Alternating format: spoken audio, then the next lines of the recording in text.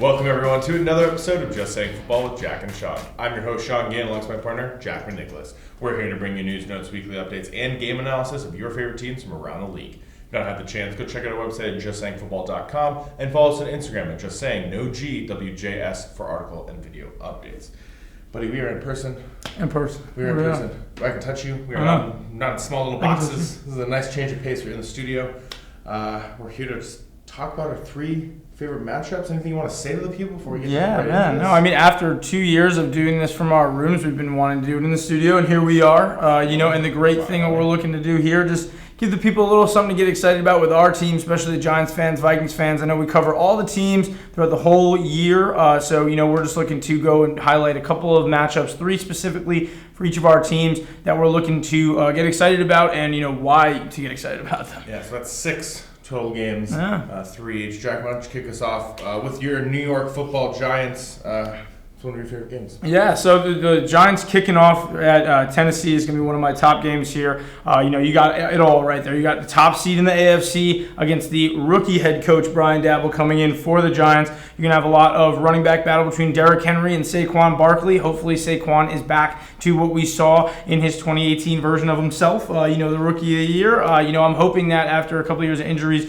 for both of Henry and Saquon last year especially, both these teams get to run their full offenses and the defenses. The Titans defense, 6th best scoring defense last year, shut down some really good teams. Rams offense, huge year for them. I'm pretty sure they took down Baltimore in Baltimore, I think, without Derrick Henry. So there's a lot of different elements here for the Giants. The rookie coach, Daniel Jones, no 5th-year option. Now he has to go prove it in this year. He has a couple of different receivers who got to prove themselves. Tony, Galladay, Wan'Dale Robinson, our second-round pick. So I'm excited to see what this offense looks like for the Giants, how we start off. If we start off by beating Tennessee, the top AFC team in that first week, I'm very excited to see what the outlook of the season's like. Yeah, no A.J. Brown. It's going to be Treylon Burks, the rookie first-rounder for them. A.J. Brown traded to Philly, signed a massive $100 million deal with them. So it's going to be a new offense for sure. I think in Tennessee, obviously, they're going to be running the ball a lot. Derrick Henry, like you mentioned, is going to be back. But you win that first week, like you said, sets up the momentum. I think you want to see how does your team look in the regular season, not in the preseason, in week one, and can Daniel Jones put it all together? And I also think you mentioned wide receivers. I got to prove he got through Darius Slayton in there as well. Yeah, he's on the trade block right now, but he could be an asset this year because Daniel Jones, that is his guy. Yeah, that is his guy, but he hasn't seen it as taken it to that next level yet. So maybe this is the year. Brian Daboll obviously done wonders with the Buffalo Bills. Josh Allen, always in the MVP consideration the last few years. Yeah, and I think that Daniel Jones needs to go against a guy like Ryan Tannehill, who's very similar. He runs, he has a big arm, a lot of play action, and I'm looking to kind of just make sure that, if the Giants can go on the road and beat a team like that, it sets a statement for the rest of the season. But absolutely. Yeah, and I wanted to just see, if there are any statements that you guys are saying over in Minnesota, where are we kicking off the excitement for? I'm right like you. I think it's right in week one, the very first week, similar to the New York Giants. We have a rookie head coach as well. Kevin O'Connell just won the Super Bowl with the LA Rams. He was the offensive coordinator. Helped Cooper Kupp get the Triple Crown this year. That's most receiving yards, most receptions, and most touchdowns by a wide receiver. Now he gets to work with Justin Jefferson. So I'm really looking forward to that. Obviously, Dalvin Cook will have a great season, I think. He's now changed up to number 4 back in the FSU days, no longer number 33. And we're playing the Packers week one, which to me, that's the team that always wins the division. Aaron Rodgers has hurt our team so many times, and there is no Devontae Adams in there anymore. Huge factor. Devontae Adams has absolutely torched the Vikings. 2 games last season, 7 receptions, 115 yards, 2 touchdowns in game 1. And then when he came at home against the Vikings, it was 11 receptions, 136 yards, and 1 touchdown. In 15 games, he's totaled 93 receptions, 1,050 yards, and 13 touchdowns against the Vikings. So he absolutely dominates our team. He's no longer there. So for us, I think it's really, let's set the tone. Let's win a division game week one. Let's win against our opponent. They don't have Devontae Adams. You don't know what this offense will look like. And I do just want to put this on the record now. Just because the Vikings win in week one against the Packers does not mean that I would hit the panic button on the Green Bay Packers. Last season, we saw them play the Saints, only put up 3 points. Aaron Rodgers was throwing a ton of interceptions. I actually think 2 of his 3 interceptions on the season came in that one game against the Saints. They let up 38 points. It looked terrible, and everyone was hitting the panic button, and then he went on to win the MVP. So even if the Vikings does it. so even if the Vikings win week one and they don't look like what they used to, they did it last year, and obviously there is going to be a little bit of growth, but we've seen time and time again Aaron Rodgers makes the great throws. I've seen Alan Lazard and Marquez Valdes-Scantling, who's no longer with them, make some plays throughout the season last year, and I think that you can't count them out. But for sure, if you're a Vikings fan, like I am, that's the game that you're really highlighting, and Danielle Hunter coming back fully healthy. Yeah, and like you mentioned, on the other side, Zadarius Smith left the Packers, which was a huge factor for the Vikings. With the Packers defense now is on the other side of the ball, so that's going to be huge. A guy who's familiar with Aaron Rodgers, I'm actually pretty excited to see him. Harrison Smith, Hunter, all those guys, Kendricks. The Vikings, they are pretty ready. And with no Devontae Adams, you don't got to use two corners on the one guy. And now you can focus on these rookie receivers and Alan Lazard, and you're at home. I think if Danielle Hunter and Zadarius Smith can be fully healthy this season, I think we can get 25 sacks or more out of both of them. I will say that now. Anyway, combined 25 plus sack duo. I genuinely think. But anyway, let's not get into that right now. What's your second game you're looking forward to for the New York Giants? Yeah, it's going to be the Baltimore Ravens, Week 6. The Giants are going to be in a crucial point here. They're coming in after a game against Green Bay, Week 5, in Green Bay. And now the Giants have to come to MetLife. They got to play Lamar Jackson, J.K. Dobbins, Rashad Bateman, Mark Andrews. Great Ravens offense. Excellent coach Ravens team. John Harbaugh is one of the best to do it in today's game. And the one thing that I'm looking again is at this coaching matchup. If we're at this point where maybe we have a couple of wins, we have a winning record going to Week 6, I'll feel good. But if we're 1-5 in this Ravens game, this is going to be such a differentiator when you're looking at where to look at in the season to get excited about the Giants. If they're doing well towards this game, maybe they come off a win in Lambeau. Maybe they could come off and really ride this momentum into an easier part of their schedule before the division games pick up. So what I'm really looking for them here is to shut down Lamar Jackson. They got a lot of young guys on the defense. Xavier McKinney, we drafted Kayvon Thibodeau this year, and we also have Blake Martinez coming back. So I'm really excited. We lost James Bradbury in the offseason, but I think it's going to be a good way for all of our young corners to step up that we've been drafting. Yeah, Lamar Jackson, always a challenge to contain, really good barometer for your team of how you can do defensively when it comes to containing a quarterback. Yeah. He's obviously makes insane moves, but on the other side of the ball for the Ravens, I think the big challenge for you guys is going to be going against that defense. Yeah. Calais Campbell, Marcus Peters, Kyle Hamilton, Marlon Humphrey. It just got a ton of stars on the other side. So like you mentioned about your first game, you hope that growth in your wide receivers continues throughout the season. You hope that Daniel Jones is able to throw the deep ball well like he has been at times in his career, and hopefully Brian Dable is able to make a little bit of magic happen. But I think that's really a good game for you guys.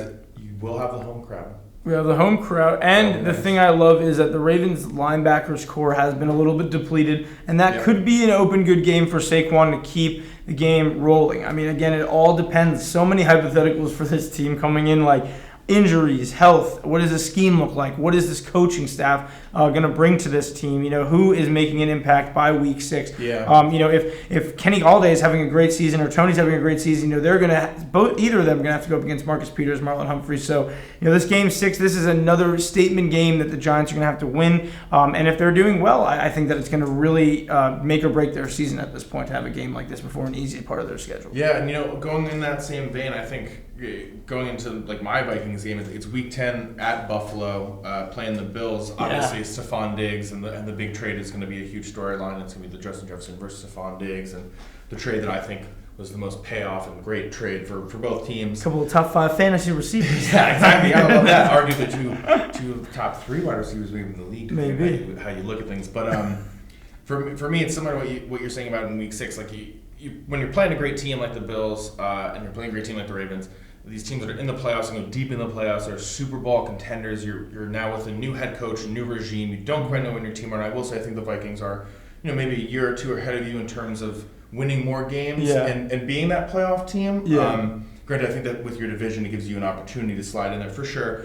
But it's now, how do we look with the new head coaches? Kevin O'Connell pulled the offense going. We're going up against the Bills. We're going to go away. They have a great defense. They have a great offense. The Cook versus Cook backfield brother battle is going to be one to watch. Hopefully he's the full-time starter by that time. I think he's going to be great for that offense. But it's really a barometer, I think, for the Vikings to see, are we legit? Are we ready to take that next step this season? Can we compete with the best in the league? Can we contain Josh Allen? We talked about containment with Lamar Jackson. Josh Allen, another guy who's really hard to contain on all angles of the game. And to game plan again. So again, Zadarius Smith, Danielle Hunter, it's going to be up to those guys to make that impact. Eric Kendricks, to make things happen. So it's really, for me, a huge game. It's happening in November. Yeah. It's week 10. We don't really know where we'll be at the time. The NFC North looks like it's going to be a little ugly. So this is an opportunity, I think, to gain some momentum later on in the middle of this season, going into that late game stretches where those games really start to matter. And we have a few more divisional games coming up as we get in later on in the season. So that week 10, got to be watching that if you're a Vikings fan. And obviously, if you're a fantasy football fan, you're going to love Stephon Diggs and Justin Jefferson in that one. Yeah, I feel like this is just like every fantasy player is going to be in on this game. You know, you have Stephon Diggs, like you mentioned. You also have Gabe Davis, Dawson Knox, James Cook, Josh Allen on one side. But then that defense, the Vikings are going to be tested on their offense, with that Bills defense that we saw, come in and play in a lot of big moments last year. So what's exciting about that, too, is, a lot of times we talk about Kirk Cousins making that upper echelon. Sean does not like that argument because he thinks he's kind of stuck at that B grade. Like for him to go to that A grade, would it be beating a guy like Josh Allen in a game like that? I think that's a game that would give me more confidence in what our team can do. But until we get into like the real big games, the playoff games, that kind of stuff, and we're in the playoffs, that's when he earns the trust. And we're competing, that's when I'll feel that the trust is there. And Kirk Cousins puts up the numbers and that kind of stuff. But 59, and 2. Perfect 500 quarterback. So while the numbers look great, at the end of the day, it's wins that matter. It's like a young Eli Manning. Yeah, but the wins without the rings been there. But what is your last game of the season that you're looking forward to that's one of your favorites with the Giants? Yeah, it's gonna be that Colts game, Week 17. We talked a lot about the Colts last year, and unfortunately they did not make the playoffs. It was more shocking, obviously, than the Giants not making the playoffs, which we've been getting used to. And hopefully this is another great AFC team. Like, I'm kind of sticking with this trend of other AFC teams that are, because they're very successful teams. They're teams that, have good players. And, a lot of these have been great running back matchups. Really, it is Jonathan Taylor, the best running back, arguably, right now. Pure running back in the league. The King might have something to say. The King is not going to be happy with what I had to say. The fantasy people understand where the ADPs are coming in here for me, really. But the fact is, with Jonathan Taylor, we have a complete team around him. You got Matt Ryan, former MVP, what Sean would call a cheat man's Dan Marino. And, same stats, same wins. But he is, at the end of the day, one of those guys, even though 37 years old, he's going to be looking to get into the playoffs right now. He joined this Colts team. And Daniel Jones is going to be at this point, Week 17, where it's going to be critical for him. We're going to have a really good idea on what his future is going to look like with the team. And when you're talking about a quarterback at that late in the season, you're playing a non-divisional game that may, affect your playoff chances just because it's so late in the season. This is so important. We're going to have a lot of matchups between, weeks 12 and 18. Most of them are division matchups. One of them is a Vikings game on Christmas Eve. The other one is this Colts game. So outside of the division games, we're looking at this Colts team as one of those tests during the end of the season. If we wind up winning this game, I do believe it could be an awesome way to, streamline into that last week, maybe try to fight for a wild card spot. I'm being very optimistic here about the team, obviously, but the thing I'm excited for really is that this is going to be a great matchup. It's in MetLife. I think both of these teams are going to have somewhat something to play for. If not, the Colts are going to be looking to playoff team, and I would love to spoil someone's playoff chances if not get in. We saw last year the Colts were spoiled. They had a playoff chance, lost to the Jaguars. Yeah, probably a little bitter. Hopefully they change that this season, especially how they play towards the end of the season. Mm-hmm. If the Giants are looking at like a 500 record around that time, you think they re-sign Daniel Jones? At Week 17, I think he would need more than that. I think he'd need to show it this year. Okay, I don't know. Let's say he's coming in at like a 7-8 record at this point. He got 2 games left in the season. He's throwing for about 3,400 yards and 25. If he individually is the reason that we were to do well, if we won 10 games and he was the guy, I would put him there. I get it. You want to get outside the box. It's even for him, like you're saying the stats. If he threw 4,500 yards and 40 touchdowns this year and we still went 8-9, I'd be like, I'd be like, maybe keep him. He's not doing so bad. But in the last couple of years, he hasn't thrown more than 20 touchdowns in a full season. So I cannot trust him. All right. That's fair enough. We all know. Just yet. Yeah. All right, my last game of the season, Week 18 at Chicago. Our last 5 games of the season, one of them including you guys and the Colts actually, are 3 divisional games. We play the Lions away, the Packers away, and the Bears away. And the Packers and Bears are back-to-back games that we're going to be away at. So for me, it's that last game of the season. I think we could be in a Colts position at this point where, we might get that wild card spot because the Packers can still win the North, and now it's just coming down to this last game. And I have flashbacks to 2018 when the Bears were super good and Kirk Cousins just shot the bed. Honestly, they lost. They didn't make the playoffs. He has a 3-4 record against the Bears in his career. They've done pretty well the last 2 seasons against them, but still, it's that end of the season time, where you just familiarity with the division opponent too. It's a divisional game. We're going into Chicago. It's going to be cold. It's going to be January. It's a lot everything builds up for a spoiler if the Vikings are in that position. Also, I have been a Justin Fields fan. While I don't love the offense as a whole of the Bears, I'm a big fan of Fields. And if what we see in the preseason translates into this season, I think that offense is definitely one to keep your eyes on, especially with a second-year quarterback and a first-year head coach as well. So it wouldn't surprise me if the Bears at this point are a decent team at least. Maybe not a playoff team, but definitely one that's still competing. So it's the last game of the season, and it's so important. We talked about the Jags knocking out the Colts. Yeah. You can also go back to the Chargers getting knocked out by the Raiders in the OT. So these games are so important. Yeah. And it's a divisional game. It's still to be decided in terms of timing currently right now. So clearly, even the NFL is like, this could be the game that knocks out a team and spoils someone. So it's TBD in time. Man. And that's like what those last division games are for. That's why they're so crucial, because if the Vikings and Bears are seemingly doing very well, that's for playoff seeding. If it's not, if one team's doing better than the other, they could knock each other out. This is that crucial time of making sure that the Vikings are in check, the Bears are in check. What I love though is that this could be that like stretch for Kirk Cousins where he finally gets that bigger playoff run with the offense, with the familiarity of Kevin O'Connell's kind of scheme. I think it would be just a great matchup for them. I do see the Bears being weaker this year, so I think that but they are a very gritty team, and I'm very excited to kind of see what you guys can do interdivisionally this year. Yeah, and I think going on that Kirk Cousins, Justin Jefferson has played really, really well against the Bears in 4 games, 25 receptions, 393 yards, and 2 touchdowns. So he's made an impact, I think, for this offense against playing a team that I think has had some real estate in our minds for a little bit of time. But super important game. Really excited for the season. We're still in the training camp. Yeah. Not really training camp. We're coming towards the end of preseason. Final rosters now kind of being decided. So I'm at that feeling where any team can really be the team to win the Super Bowl. Yeah. And my team has that chance, obviously, at this moment.